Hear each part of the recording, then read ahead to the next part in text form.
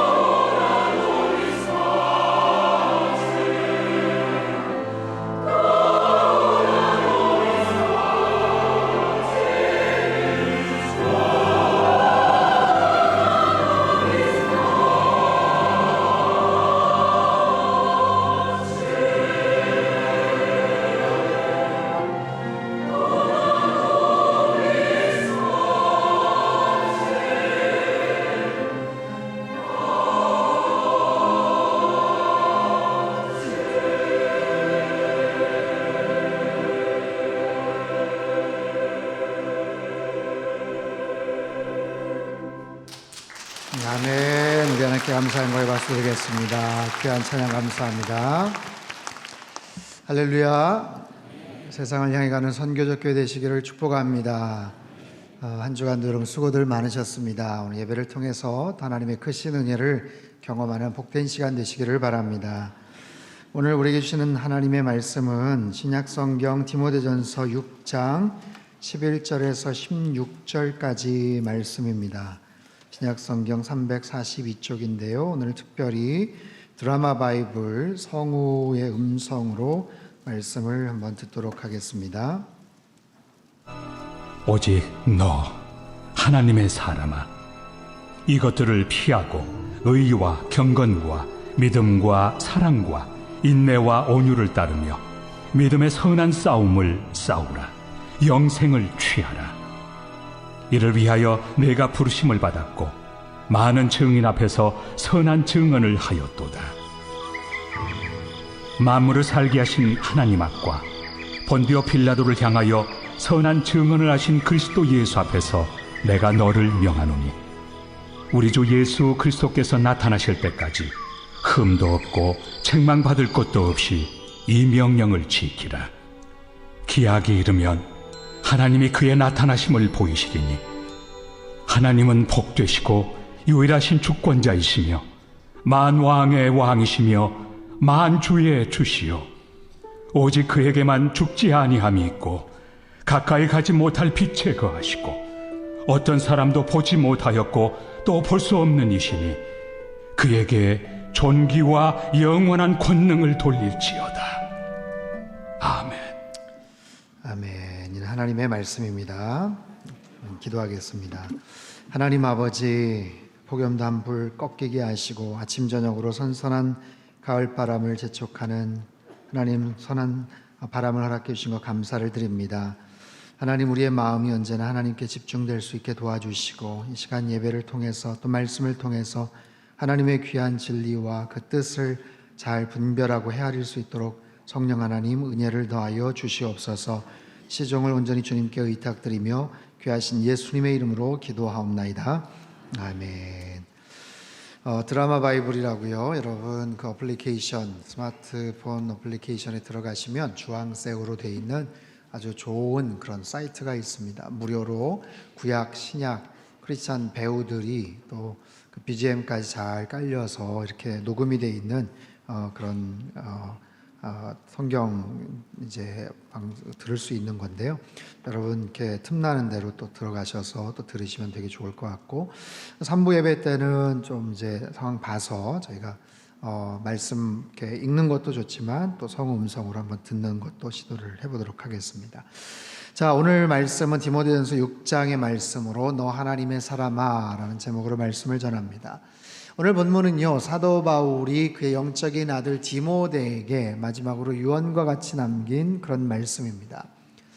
2차 전도여행 때 만나서 거의 20년 이상 사도 바울이 오랫동안 교제하며 또 신뢰를 가졌던 귀한 그런 믿음의 동역자이고 또 영적인 아들과도 같은 디모데입니다.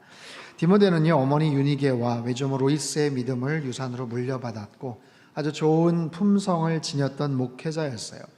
바울은 그를 향한 한결같은 신뢰가 있었기 때문에 오늘 본문에서는 아주 특별한 마음을 담아서 그를 호칭하고 부릅니다. 오늘 설교 제목이기도 해요. 너 하나님의 사람아. 너 하나님의 사람아. 디모데를 향해서 바울이 하나님의 사람이라고 부릅니다. 공동 번역에는요, 하나님의 일꾼으로 그렇게 번역이 되어 있는데 이 표현은 사실 신약 성경에는 거의 사도 바울만이 드물게 사용했던 표현입니다. 구약에서도요, 모세나 사무엘이나 또 엘리야나 엘리사 등에게 국한되어 사용되는 아주 영예스러운 그런 호칭이기도 합니다. 너 하나님의 사람아. 내가 누구인가? 나는 어떤 존재인가? 나는 어느 국적을 가진 사람인가? 어느 지역 출신인가? 나는 회사에서 직장에서 어디에 소속되어 있는가? 나의 정치적인 색깔은 어떠한가? 지연과 학연과 또한 실타래처럼 섞여 있는 여러 가지 공동체 안에서의 나의 신분과 정체성은 또한 무엇인가? 2019년 여름을 우리가 보내면서 국내적으로 그 어느 때보다도 참 많은 일들이 있었고 아주 복잡한 그런 여러 가지 혼란 속에서 우리가 지금 지내고 있어요. 나의 현재 위치는 어떠한가? 또 나는 어떤 부분들을 동의하고 또 어떤 또 정체성을 또 가지고 있는가? 이런 여러 가지 것들을 생각해 보는 그런 기회가 될 터인데, 사도 바울이 말하는 너 하나님의 사람아, 하나님의 사람아, 바울은 디모데를 향해서 너는 하나님의 사람이다 라고 말하고 계셔요. 하나님께 속한 사람이지, 이런 표현, 이 호칭이 얼마나 영예로운 그런 호칭이고, 또 이것을 위해서 우리가 해야 될 역할은 무엇이고, 또 하나님의 사람들은 어떻게 살아가야 되는지, 거기에 대한 영적 교훈을 함께 살펴보기를 원합니다. 첫 번째는요, 하나님의 사람은 믿음의 선한 싸움을 싸워야 합니다. 11절 12절 말씀을 같이 한번 읽겠습니다. 시작. 오직 너 하나님의 사람아, 이것들을 피하고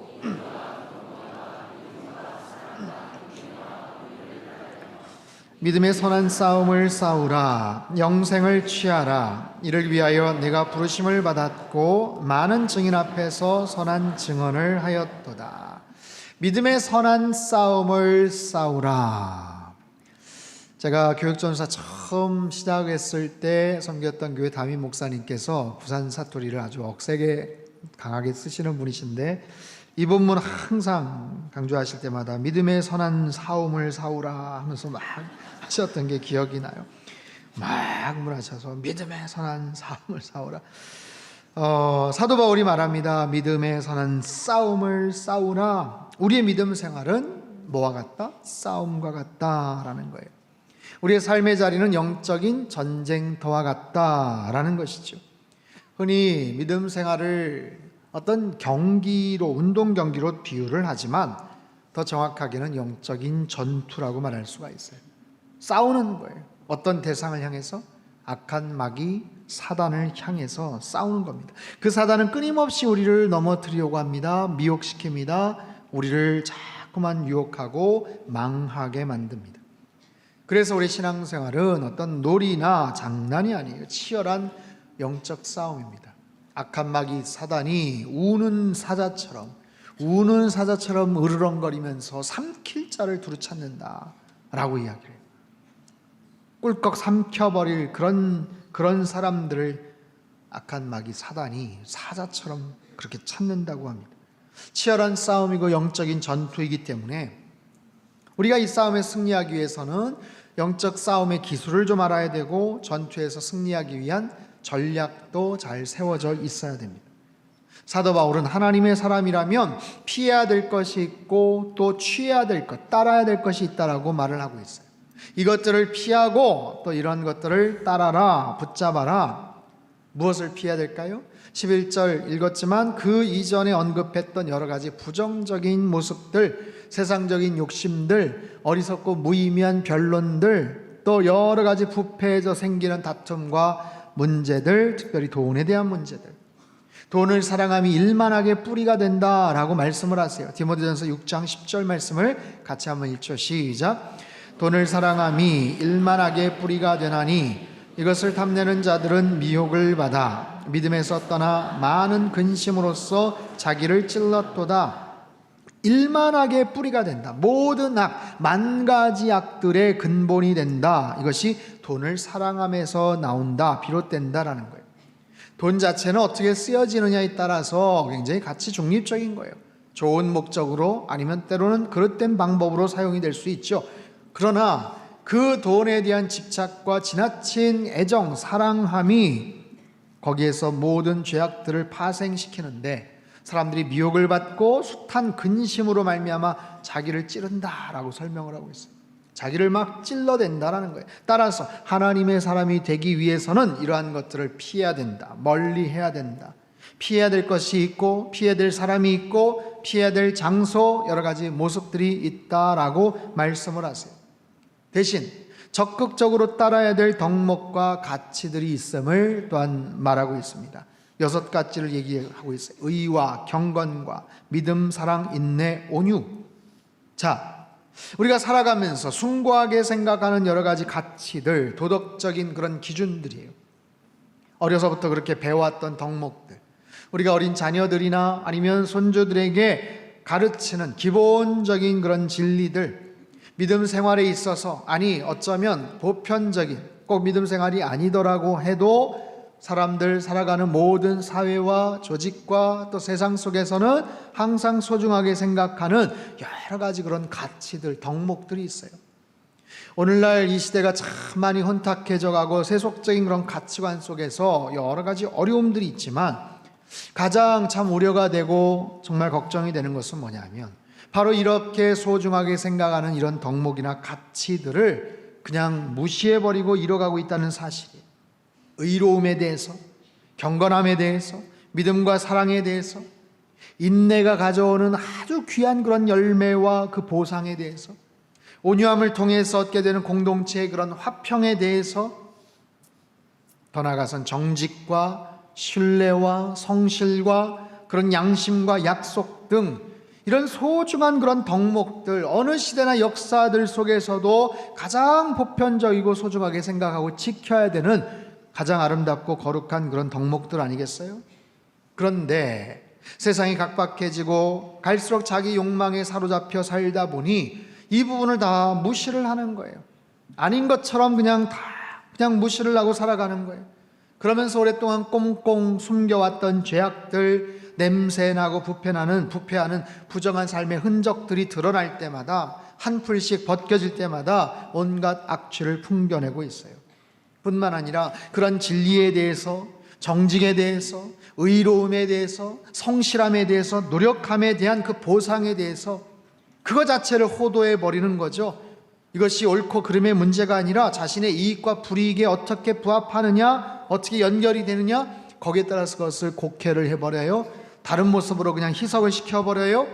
어차피 누구나 똑같다, 누구는 얼마나 의롭냐, 너희도 마찬가지 아니냐 하면서 옹호하거나 넘어가려고 하는 그런 부분들이 있어요. 본질을 호도하고 괜찮다고 그건 죄나 잘못이 아니라고 그렇게 평가를 내리고 침묵해버리는 그런 모습들, 최근 몇 주 동안에도 우리의 미간을 찌푸리게 만드는 여러 가지 쏟아져 나오는 폐수 찌꺼기 같은 내용의 사건과 사고들의 이야기들이 얼마나 많았는지 몰라요. 들으면 가슴이 답답하고 속상한 그런 여러 가지 이야기들이 참 많았죠. 자, 그럼에도 불구하고 우리들은 오늘 본문의 권면처럼 피해야 될 것들은 피하고 붙잡아야 될 것들은 항상 끝까지 소중하게 붙잡아야 돼요. 하나님의 사람으로 살아가기 위해서는 하나님께서 중요하게 생각하시는 여러 가지 가치들, 덕목들, 그것이 호불호의 문제가 아니고 그것이 나에게 얼마나 이득이 되느냐, 손해가 되느냐의 관점이 아니고 그 진리 자체에 대해서 올바른 평가를 내릴 수 있어야 되고요. 그것이 때로 나에게 손해가 되고 지키기 위해서는 희생이 되더라도 그것을 끝까지 붙잡을 줄 아는 그런 인생이 되어야 된다라는 거예요. 그것을 가리켜서 믿음의 선한 싸움을 싸우는 것이고 영생을 취하는 것이다 라고 말하고 있습니다. 아직 영생을 확실하게 붙잡지 못했기 때문에 이번 기회에 꼭 붙잡아라, 그런 의미가 아니에요. 이미 영생을 얻은 믿음의 사람, 하나님의 사람이라면 현재적인 영생을 누리고 일상에서 그 영생을 가진 그런 사람처럼 살아라. 짧은 이익과 눈앞의 쾌락에 탐닉하여서 그렇게 반응하는 그런 삶이 아니라 소중한 영적 가치들을 지키고 큰 그림으로, 긴 호흡으로 그것을 추구하며 삶을 살아갈 것을 권면하고 있어요. 한마디로 말하면 천국을 소유한 자답게 살아가라 라는 거예요. 영생을 가진 자답게 믿음의 결단을 하며 살아가라 라는 거예요.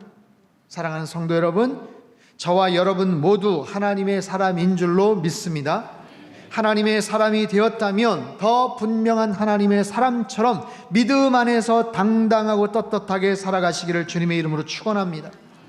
그러기 위해서는 피할 것들이 있다라는 거예요. 피해야 될 그런 덕목들, 부정적인 그런 여러 가지 가치들, 피해야 될 사람들, 피해야 될 자리들이 있다고 말씀을 하세요. 반면에 분명히 붙잡아야 될 영원한 진리와 가치들, 덕목들이 있다라는 거예요. 아무리 세상적으로 불공평해 보여도, 각박하고 힘들어 보여도, 내가 그것을 지킬 때 손해가 되고 내가 좋아하는 일이 아니라고 해도, 아무리 속상하고 참기 어려워도 하나님의 사람으로서의 영적 자존심을 놓치지 않고 언제나 하나님께서 기뻐하시는 하나님의 사람으로 살아가는 그런 은혜가 우리 안에 있게 되기를 바랍니다. 두 두 번째는요, 하나님의 사람은 지켜야 될 명령이 있습니다. 본문 13절 14절 말씀입니다. 같이 읽죠. 시작. 만물을 살게 하신 하나님 앞과 선한 증언을 하신 그리스도 예수 앞에서 내가 너를 명하노니 우리 주 예수 그리스도께서 나타나실 때까지 흠도 없고 책망받을 것도 없이 이 명령을 지키라. 자, 사도 바울은요, 지금 애정을 담아서 그의 영적인 아들 디모데에게 말합니다. 그런데 이것은 단순한 조언이나 권면이 아니에요. 명령이라고 말하고 있어요. 누구 앞에서 내리는 명령인가? 만물을 살게 하신 하나님의 그 존전 앞에서, 본디오 빌라도를 향해 선한 증언을 하신 그리스도 예수 앞에서 내가 준엄하게 명하노니, 명한다, 명령한다.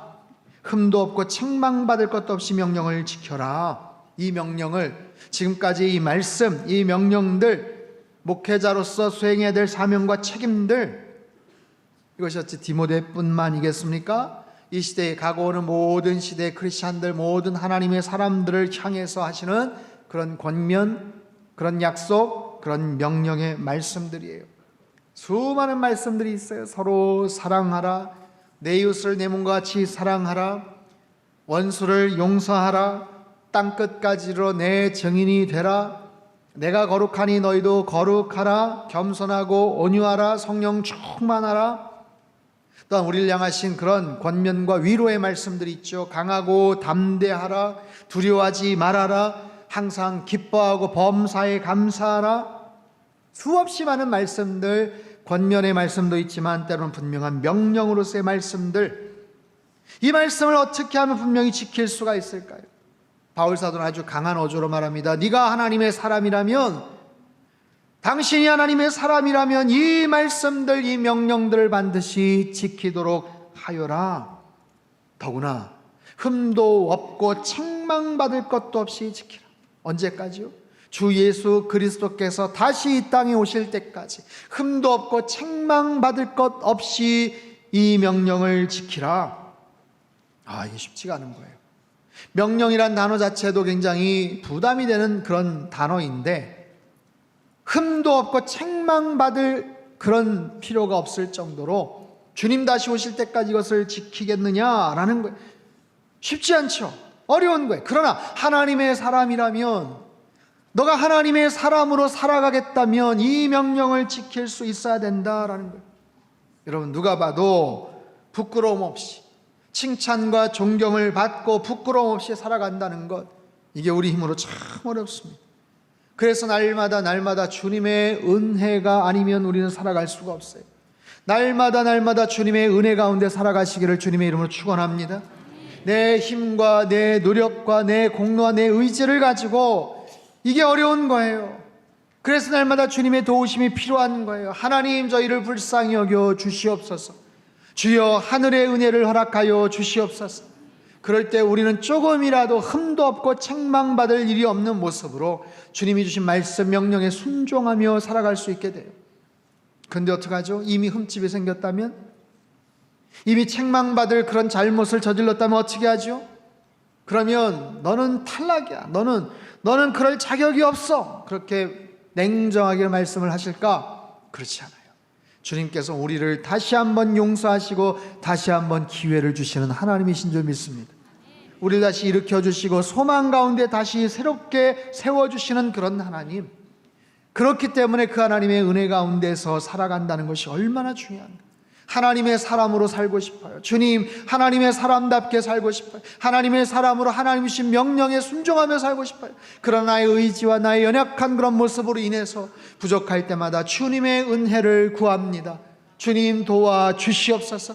그렇게 살아갈 때 우리의 삶의 모습에 생채기가 나고 부족한 부분이 있어도 주님께서 다 덮어주시고 또한 우리에게 새 힘을 공급해 주신 하나님이신 줄 믿습니다. 그런 삶이 얼마나 아름다운가. 그렇게 살아갈 때 세상 속에서는 때론 조롱을 받고 손가락질을 당해도 그렇게 돼서 나타나는 삶의 열매들이 얼마나 고귀한지 몰라요. 전라북도 김제에 가면 금산교회라는 교회가 있습니다. 사진 한번 띄워주세요. 오래된 한옥 건물로 되어 있는 굉장히 오래된 유적이에요. 근데 이 안에 내부가 저렇게 되어 있어요. 기역자 모양으로 되어 있죠. 오래전에 이곳은요, 가운데 딱 커튼을 치고 한쪽은 여성분들, 한쪽은 남자 성도들, 그렇게 해서 같이 그렇게 예배를 드렸다는 거예요.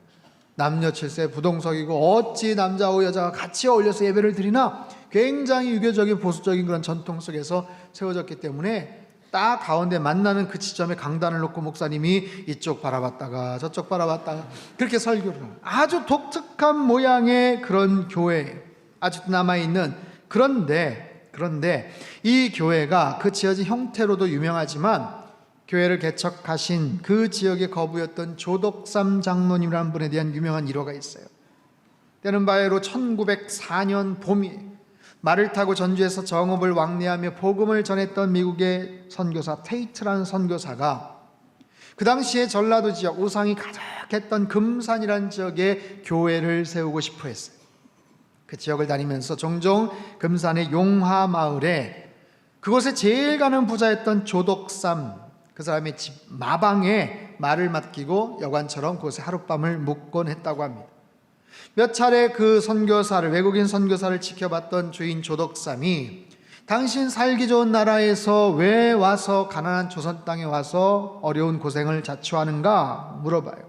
그러자 테이트 선교사가 하나님의 특별한 사랑 때문입니다. 이 하나님의 사랑을 전하고 싶어서 그랬습니다. 대답을 합니다. 당시 유교 정신에 아주 철저한 보수 집안의 조덕삼이 이 테이트 선교사의 말에 감동을 받고 사랑채를 내어줍니다. 그리고 거기서 예배를 시작하게끔 허락을 해줘요. 이것이 금산교회의 처음 시작입니다. 어느 날 조덕삼 이 주인이 17살의 이자익이라는 청년을 만납니다.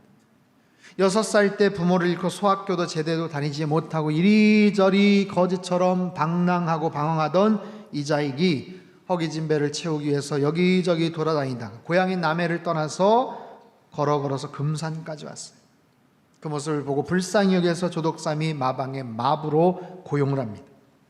근데 이자익이라는 이 친구가 아주 영특한 거예요. 왔다 갔다 하면서 어깨너머로 듣는 그 천자문을 다 줄줄줄 외울 정도로 아주 똑똑한 친구예요. 그래서 비천한 머슴이지만 공부를 좀 시켜야 되겠다 해서 아들 조영호와 함께 공부할 수 있도록 배려를 합니다. 그리고 시작되었던 그 교회에서 같이 믿음 생활을 하는 거예요. 시간이 좀 지났어요. 데이트 선교사의 사역이 점점 더 바빠지자 선교사는 그 청년 이자익에게 영수라는 역할을 맡깁니다. 이건 뭐냐면 교회에서 여러 가지 사무적인 행정이나 업무들을 보면서 가끔 말씀도 증거할 수 있는 어떤 그런 역할이에요. 그럴 때 주인 조덕삼 씨가 야, 우리 집에서 머슴으로 일하던 비천한 일꾼이 교회에서 말씀을 전하다니 이게 얼마나 자랑스러운가 하고 기뻐했다고 합니다. 교회가 더 부흥을 했어요. 교인 수가 더 늘어나자 교회를 새롭게 잘 세팅을 해야 되는데 일꾼을 뽑아야 되잖아요. 그래서 처음으로 장로 선출을 하게 되었습니다. 후보가 들어왔어요. 근데 후보가 2명인데 공교롭게도 주인 조덕삼과 하인인 이자익 두 사람이 후보로 추천이 됐습니다. 신분의 양극화가 뚜렷했던 그 시절 주인과 머슴이 경쟁한다는 것, 이건 상상을 할 수가 없었어요. 투표 결과가 나왔습니다. 머슴 이자익이 주인을 누르고 장로로 선출이 됐어요. 사람들이 당황을 합니다.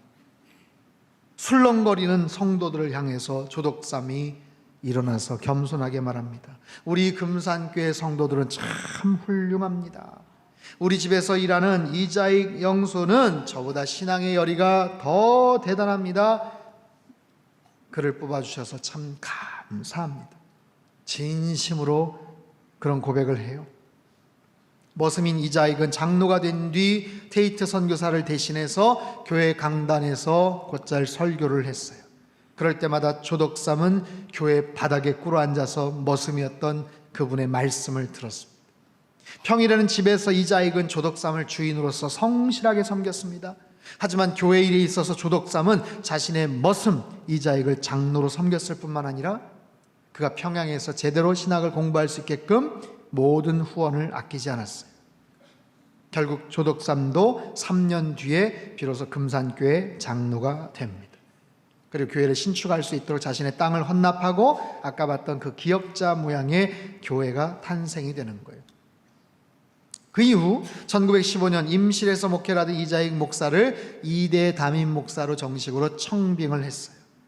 그때 청빙위원장이자 맡아서 했던 조덕삼 장로는 정성껏 교회와 이자익 목사를 섬기다가 1919년 하나님의 부르심을 받습니다. 임종 당시에 조덕삼 장로는 자식들에게 교회와 이자익 목사님을 대대로 잘 섬기라는 유언을 남겼어요. 조덕삼 장로님 돌아가실 때 이자익 목사가 울면서 그렇게 기도했다고 합니다. 하나님, 6살 때 고아가 된 떠돌이 받아주어서 예수 믿게 하시고 장로로 세워 신학 공부까지 시켜서 이제 목사가 되게 하신 우리 조덕삼 장로님, 내가 이런 장로님을 다시 어디서 배울 수가 있겠습니까? 내가 어떻게 이 사랑을 평생 잊을 수가 있겠습니까? 통곡을 했다고 합니다. 장로님 돌아가시고 나서 이자익 목사님은 열심히 사역을 합니다.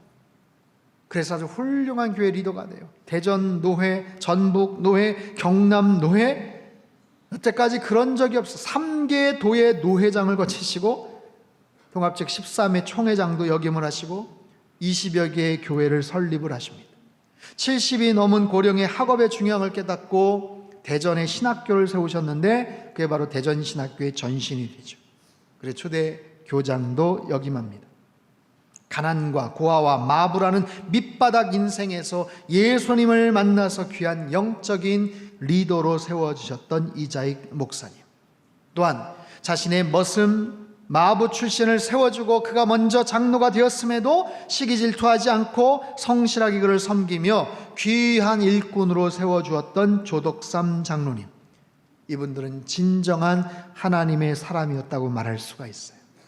하나님의 뜻을 실천하고 하나님 안에서 흠과 책망받을 일이 없이 정말 성실하게 진실하게 많은 사람들에게 귀감이 되었던 그런 사람들, 바라기는 저와 여러분도 이처럼 아름다운 하나님의 사람으로 주님의 명령에 순종하며 살아가시기를 주님의 이름으로 축원합니다. 세 번째는 하나님의 사람은 하나님을 더 잘 알아야 합니다 라는 거예요. 15절과 16절 말씀을 같이 한번 읽겠습니다. 시작. 기약이 이르면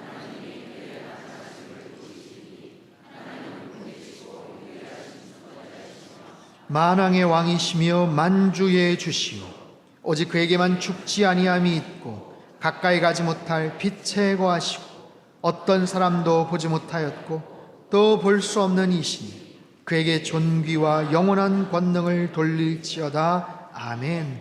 자, 내가 정말 하나님의 사람이라면 하나님이 어떤 분이신지를 알아야 될 거 아니에요. 하나님께 속해 있다는 것이 무엇인지를 알아야 될 거 아니에요. 하나님이 어떤 분이시고 하나님의 권능과 그 능력이 무엇인지를 알아야 될 거 아니에요. 그분의 위엄과 그 찬란한 영광이 얼마나 대단한 것이고 그분의 사랑이 얼마나 정말 바다와 같이 깊고 넓은지 우리는 알아야 될 거 아니에요. 사도 바울이 디모데에게 권면합니다. 말합니다. 하나님은 복되시고 유일하신 주권자가 되신다. 그리고 왕 노릇하는 모든 왕들의 왕이 되신다. 그 당시에 수없이 많은 여러 가지 나라와 제국들, 그 모든 정치 지도자들보다도 가장 높은 왕의 왕이 되신다. 세상의 모든 주권자들이 있지만 그 모든 주권자들보다 더 위대하신 유일하신 주권자가 되신다. 여러분, 그 당시에 로마 황제를 신성시했던 그 로마 사회 속에서 파격적인 그런 고백이에요. 헬라 세계를 향한 도전이고 로마 사회의 세계관을 부정하는 일이에요. 이 선언은 헬라 및 로마 세계 충격적인 것이지만 당시 크리스찬들은 이 고백에 아멘으로 반응을 합니다.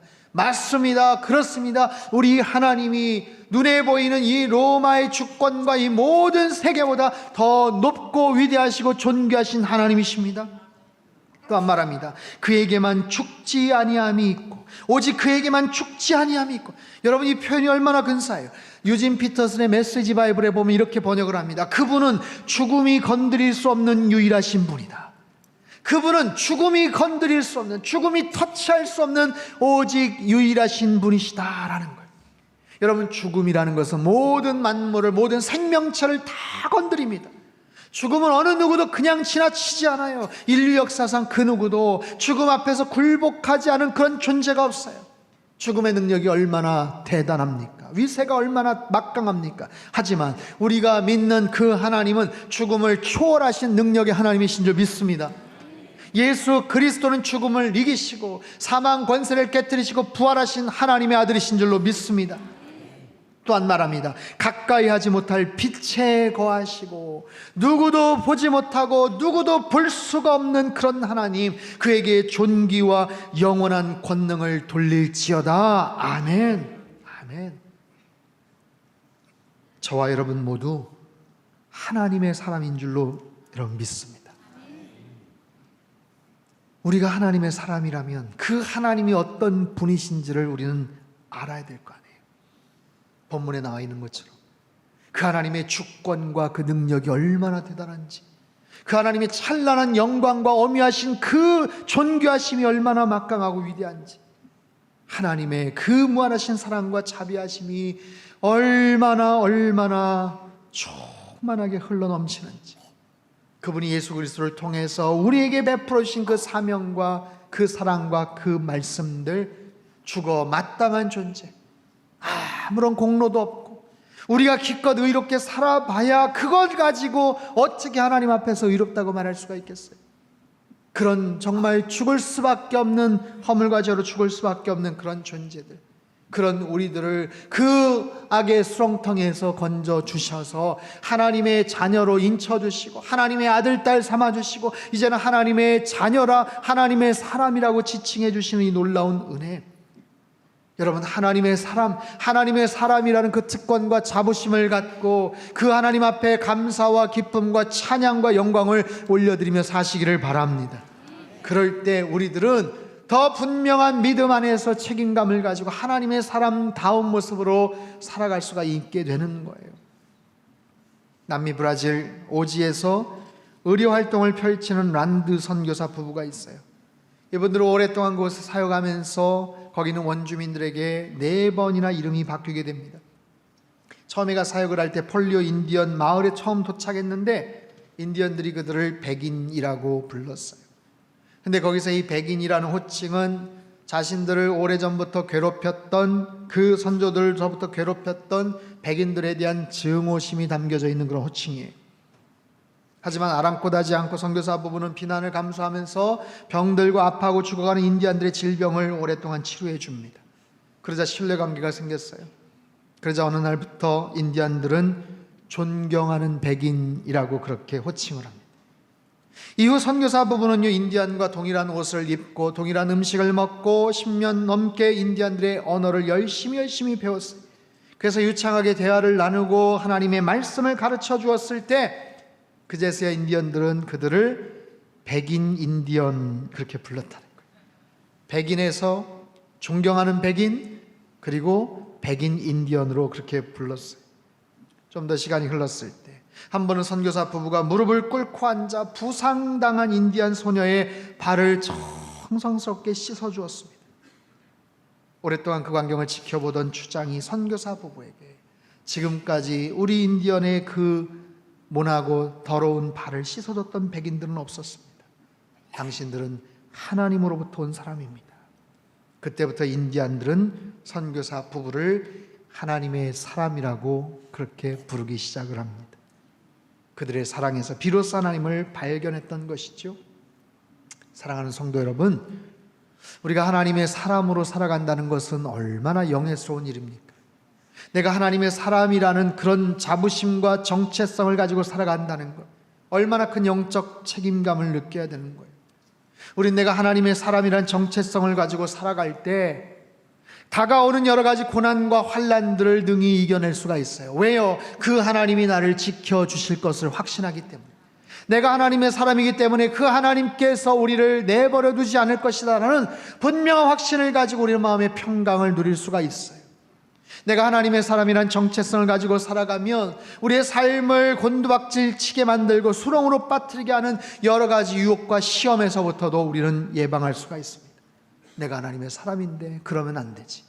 내가 여기서 유혹을 당하면 안 되지. 내가 하나님의 사람이라는 정체성을 가지고 살아갈 때 내 주변에 선한 영향력을 끼칠 수가 있고 하나님이 정말 기뻐하시는 삶을 살아가게 됩니다.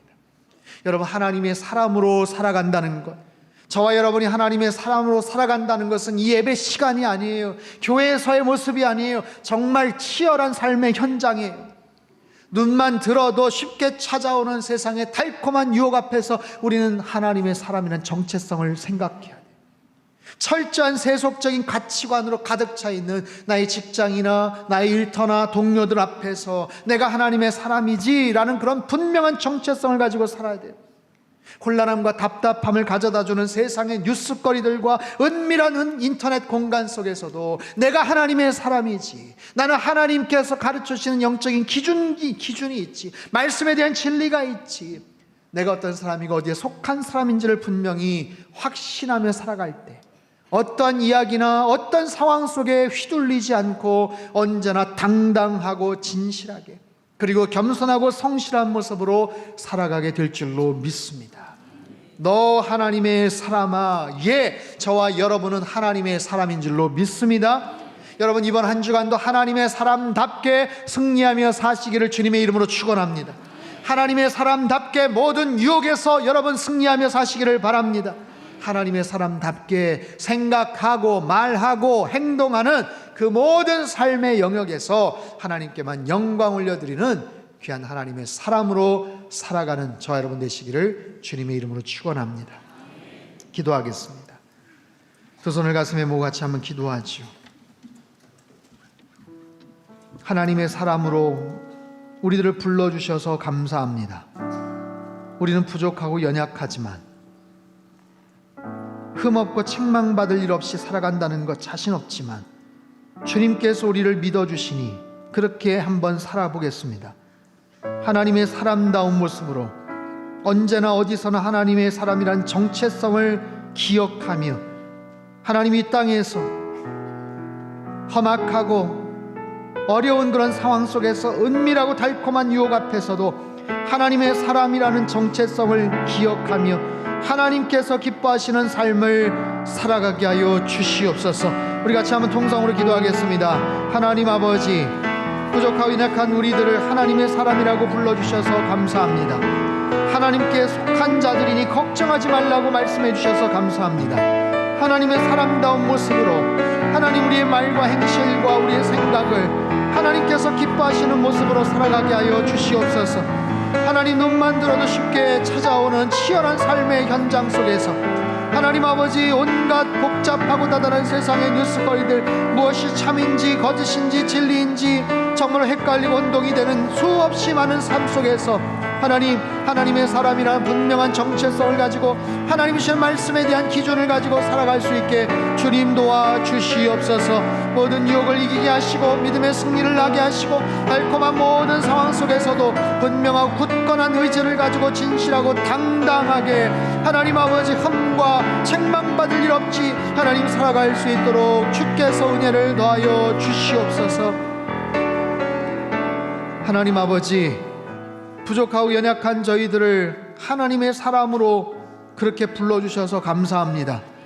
하나님의 사람다운 모습으로 한 주간도 승리하며 살게 하여 주시옵소서.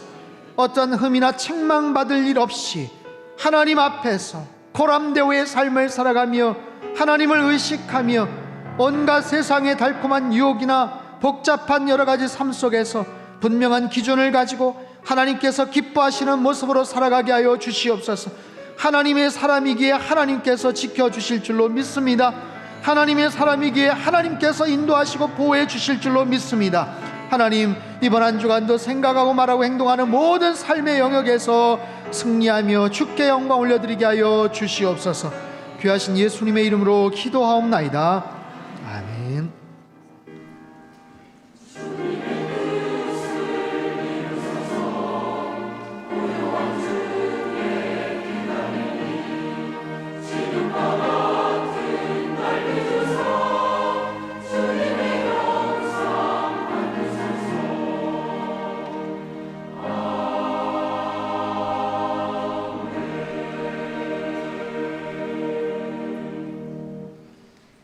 찬송가 357장을 찬양하겠습니다.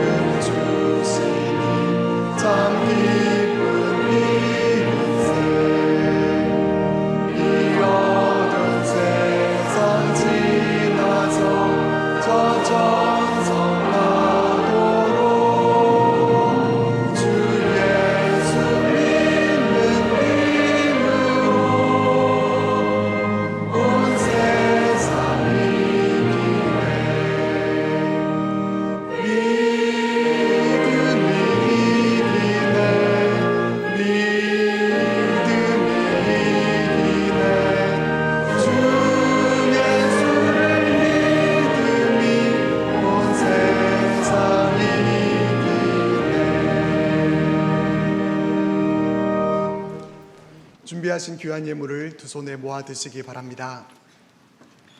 사랑의 하나님 아버지, 우리를 하나님의 사람들로 부르시고 세워주심을 감사드립니다. 하나님의 사람에게 주시는 명령을 따라 하나님의 사람다운 모습으로 살아감으로 오직 하나님께 영광 돌리며 쓰임받는 인생 될 수 있도록 붙잡아 주옵소서. 이 시간 준비한 귀한 예물을 하나님 앞에 올려드립니다. 하나님 나라가 더욱 든든히 세워지기를 소망하는 마음으로 올려드려오니 하나님 기뻐 받아 주옵소서. 드리는 예물을 통해 하나님의 귀한 역사들이 펼쳐져 가게 해주시고 예물이 쓰여지는 곳곳마다 하나님 나라가 견고하게 세워져 가게 하여 주옵소서. 예물 드리는 모든 손길들 위에 은혜와 복을 베푸셔서 하늘의 은혜들을 풍성하게 누리며 하나님의 사람으로 하나님 기뻐하시는 인생 될 수 있도록 축복하여 주옵소서. 예수 그리스도의 이름으로 기도드립니다. 아멘. 다 함께 봉헌 찬송을 부르면서 하나님 앞에 봉헌하겠습니다.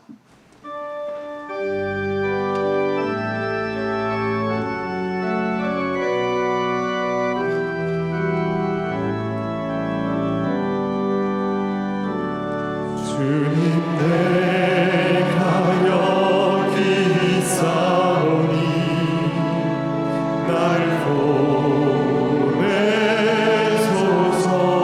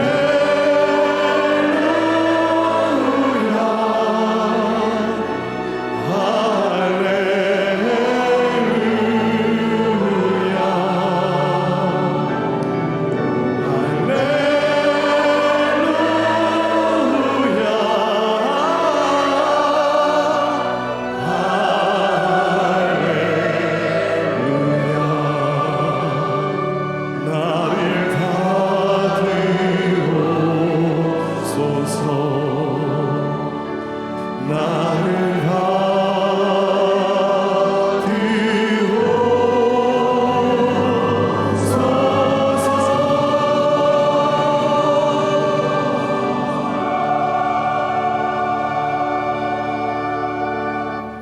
할렐루야. 여러분 행복하십시오. 아멘. 공동 기도 제목으로 함께 기도드리겠습니다. 하나님이시여, 우리 민족에게 은혜와 평화를 허락하여 주소서. 세상을 향해 나아가는 선교적 교회 되게 하소서. 가정마다 예배와 말씀이 회복되게 하시고 믿음의 유산을 물려주게 하소서. 성도들의 건강과 일터를 지켜주셔서 하나님께 쓰임 받으며 살게 하소서. 아멘. 교회 소식입니다. 9월 예배 대표 기도자 모임이 오늘 오후 6시 10분에 창조방에서 있겠습니다. 8월 비전 헌금은 추석 명절 소외계층 지원을 위한 헌금으로 드립니다. 세가족 및 상당사랑방 99기 수료식이 오늘 저녁 찬양 예배 시에 있겠습니다. 구역장 모임이 이번 주 금요일 오전 10시 비전홀에서 개강하겠습니다.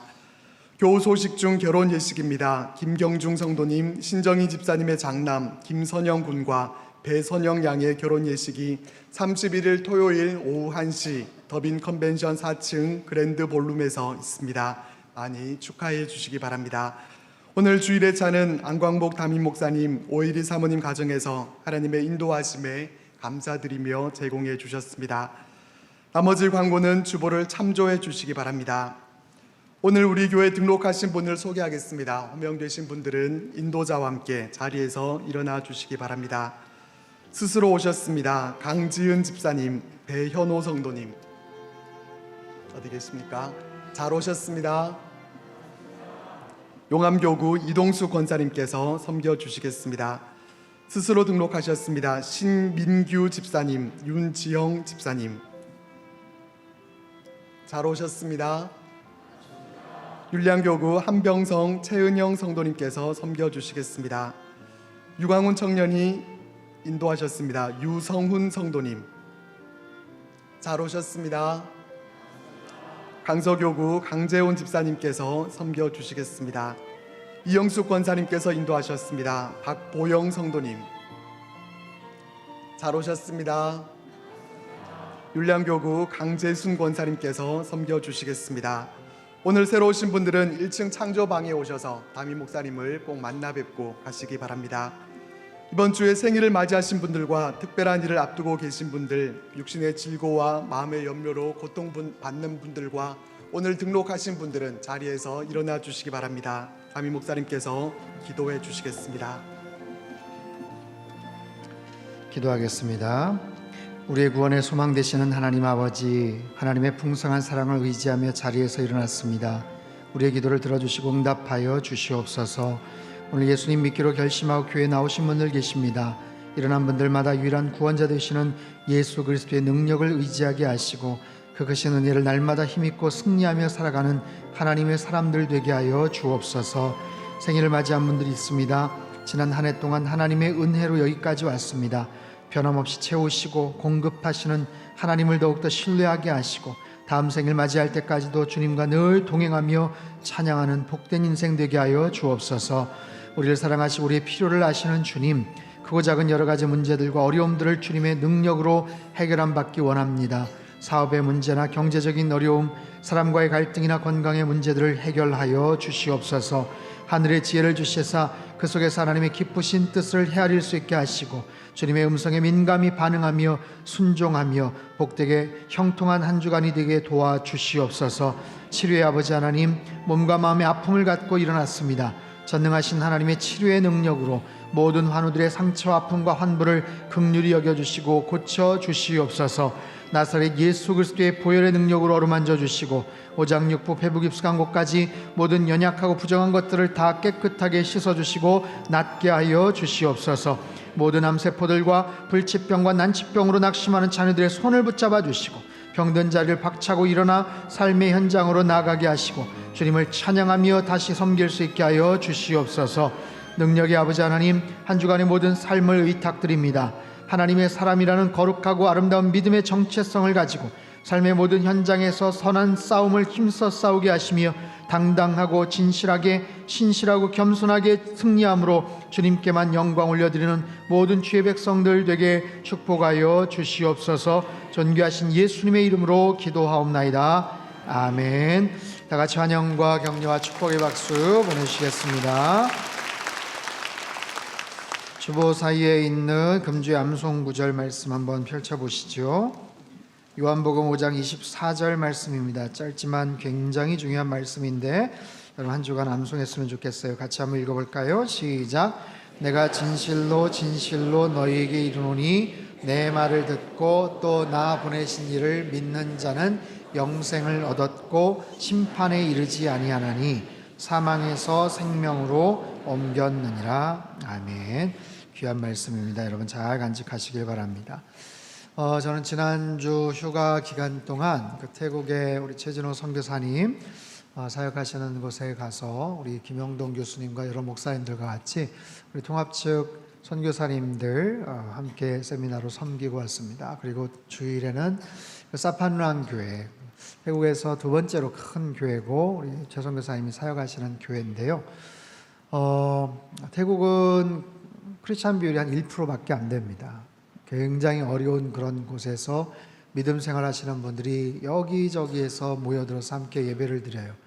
근데 거기는 태국에 있는 중국 분들을 위한 교회인데, 중국도 오래전에 그 조주라는 그 지역에서 같이 모여서 그렇게 함께 예배를 드리는, 함께 모여서 공동체 생활을 하시는 분들, 그래서 이 조주어하고 그냥 일반 중국어하고 또 완전히 또 다르다고 합니다.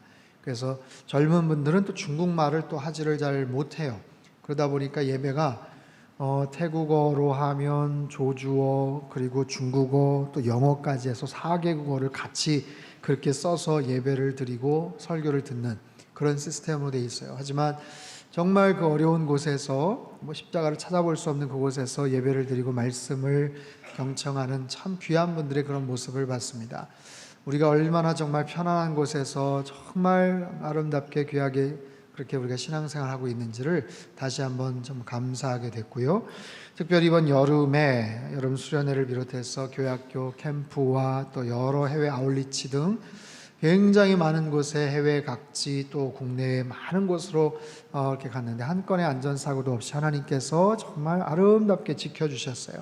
그리고 거기에 많은 분들이 수고하시고 또 헌신하시고 봉사하셨는데 그 귀한 헌신과 또 수고하신 모든 분들에게 한번 힘찬 격려와 감사의 박수 한번 주시겠습니다. 감사합니다. 우리 다 일어나셔서 옆에 계신 분들 한번 인사할까요? 당신은 하나님의 사람입니다. 믿음의 싸움에서 승리하겠습니다. 아멘. 찬송가 360장입니다.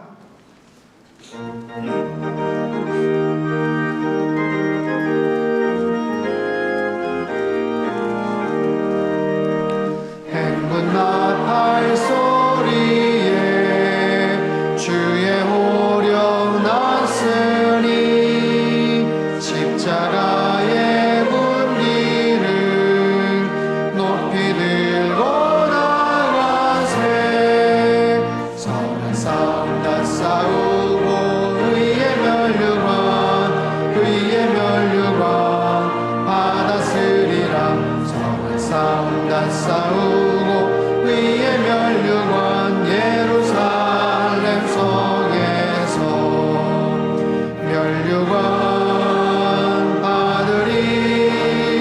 저 요단강 건너 우리 싸움 마치는 날 의의 멸류관 예루살렘 성에서 악한 마귀 권세를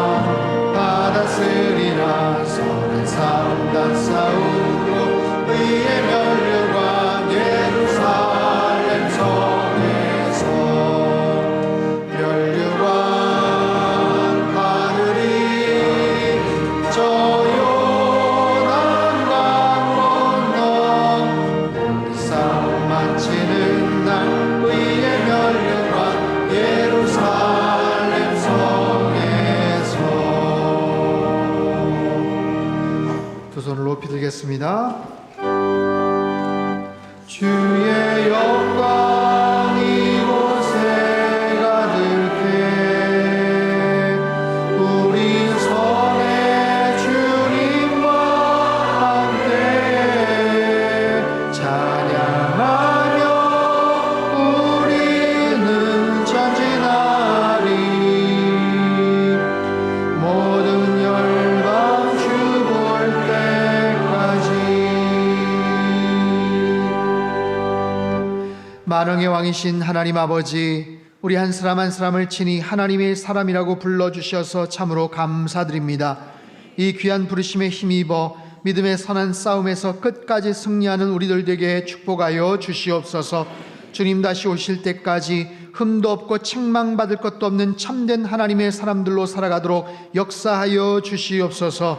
이제는 우리 주 예수 그리스도의 크신 은혜와 하나님 아버지의 극진하신 사랑하심과 성령님의 교통하심의 역사가 일상에서 하나님의 사람으로서 언제나 선한 영향력을 끼치며 살아가기를 간절히 소망하는 이 자리에 모인 모든 사랑하는 주의 백성들 한 사람 한 사람 머리머리 위에와 지금도 전 세계 곳곳에서 목숨 걸고 귀한 복음 증거하시는 모든 선교사님들 그들의 가정과 사역 위에와 우리 조국 대한민국과 저 북녘 땅과 흩어진 모든 열방 위에 이제로부터 영원토록 함께 하시기를 간절히 축원하옵나이다. 아멘.